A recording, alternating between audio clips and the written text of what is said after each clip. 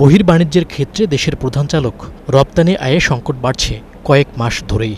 সবশেষ মার্চে যা ছিল আরও অপ্রত্যাশিত, কেননা বছর ব্যবধানে সার্বিক রপ্তানি কমে 18%, আর তৈরি পোশাকের ক্ষেত্রে যা ছিল প্রায় 1/5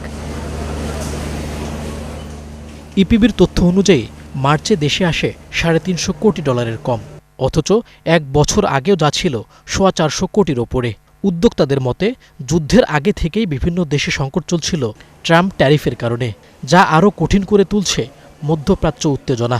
এই রপ্তানি যদি আমাদের সংকুচিত হয়, আমাদের কোনো ডাইভার্সিফাইড প্রোডাক্ট নাই, আমাদের ডেস্টিনেশনও লিমিটেড, এর মধ্যে যদি আমাদের ক্রেতা দেশগুলো যদি বিপদে পড়ে, ইনফ্লেশন হয়, এবং আজকেও দেখলাম যেভাবে এজিটেশন হচ্ছে আমেরিকাতে, ইউরোপে, বিভিন্ন দেশে, তো তা আমার মনে হয় যুদ্ধটা বেশি দীর্ঘায়িত নাও হতে পারে।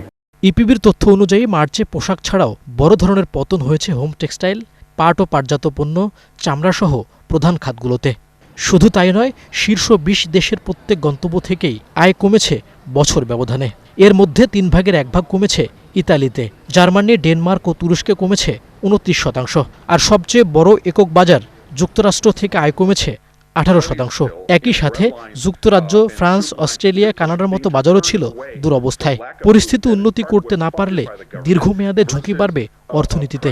বাংলাদেশের ইতিহাসে প্রথমেই অনবরত 8 মাস ডিক্লাইন করে যাচ্ছে, এবং এইটার কারণে পরিস্থিতি কোথায় গিয়ে দাঁড়াচ্ছে, ভয়াবহ সংকট কিন্তু রপ্তানি খাতে।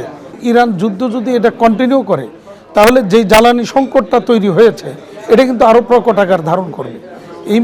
এই মুহূর্তেই আমি অনুরোধ করব সরকারকে বিকল্প জ্বালানি ব্যবস্থা যেন তারা উদ্যোগ নেন। People's confidence back to back affected হওয়ার কারণে এই ধসটা পড়েছে।